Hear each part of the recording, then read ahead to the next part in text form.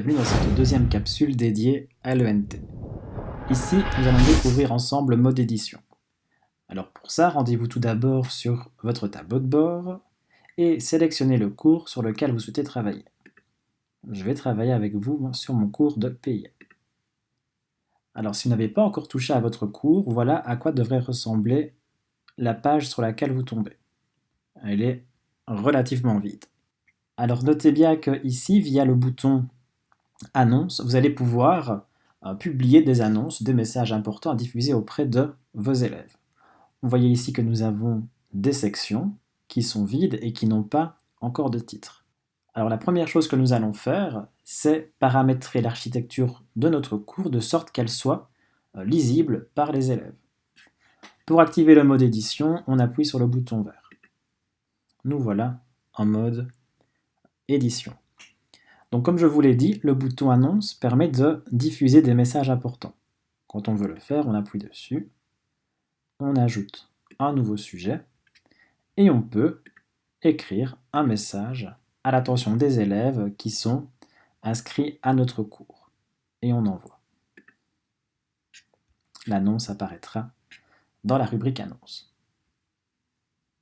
Pour revenir sur la page du cours, on utilise la barre bleue qui nous permet de naviguer facilement et on est de retour sur notre page. Donc les sections, comme je vous l'ai dit, participent à l'architecture de votre cours. Elles sont importantes pour la navigation, elles doivent être lisibles pour les élèves. Du coup, ça mérite de prendre quelques minutes pour réfléchir à l'organisation. La première étape, évidemment, c'est de nommer les sections. Pour ça, on appuie sur le petit crayon et on donne un nom à notre section. Dans cette première section, par exemple, je compte mettre à la disposition de mes élèves les cours sur lesquels nous travaillons. Ça, s'ils sont absents, ils pourront facilement les récupérer. Dans la deuxième section, je vais préparer des évaluations formatives. Comme ça, à chaque fois que je vois un chapitre, je prépare une petite évaluation qui leur permettra de s'entraîner. J'ai envie de prévoir aussi une section d'exercices supplémentaires. Donc j'appuie sur le crayon, j'écris exercice supplémentaire et j'appuie sur Enter pour valider. Ensuite, je vais prévoir une section pour des ressources supplémentaires, si jamais je trouve des sites web ou des émissions sympas à partager. Et mince alors, j'ai envie d'une section supplémentaire, mais je n'en ai plus. Pas de panique, j'appuie sur le bouton Ajouter des sections et je choisis le nombre de sections que je veux ajouter. Ici, moi, je n'en souhaite qu'une en plus, donc je laisse 1 et j'ajoute des sections.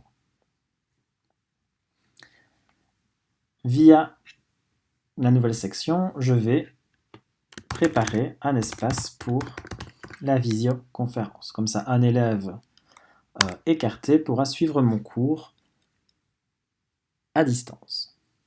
Alors vous voyez ici qu'il y a à chaque fois une petite croix noire. En fait, ça vous permet de réorganiser facilement vos onglets. Donc vous pouvez comme ça changer facilement l'architecture de votre cours selon vos préférences.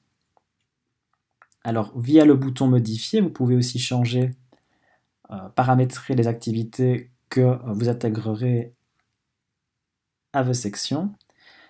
Et une des plus intéressantes, c'est cacher. En fait, si vous appuyez sur cacher, elle sera cachée pour les élèves et il n'y a que vous qui la verrez. Donc si un élève se connecte sur la page de votre cours, il ne verra pas ce que vous avez caché. Et pour le dévoiler à nouveau, on appuie sur modifier, on appuie sur afficher.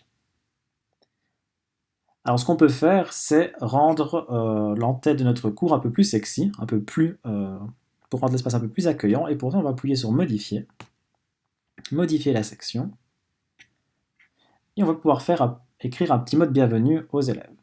Alors moi ce que j'ai fait, pour que ce soit encore plus sympa, j'ai ajouté une image. Donc, pour ça on appuie sur le petit bouton ici qui permet d'ajouter une image, on appuie sur parcourir les dépôts, dans déposer un fichier on appuie sur choisir un fichier, et on insère l'image qu'on a envie d'intégrer.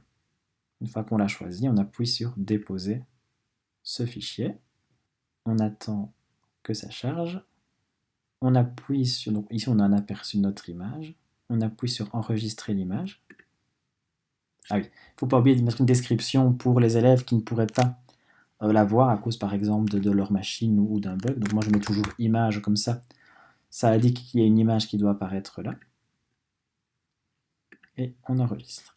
Et vous voyez ici que mon image est là. Ça marche un petit peu comme un éditeur Word. Vous pouvez mettre des titres, du gras, de l'italique, faire des listes à puces, des listes numérotées, des alinéas, etc. Vous pouvez même, via ce bouton-ci, ajouter de la voix et ici, ajouter une petite vidéo de vous.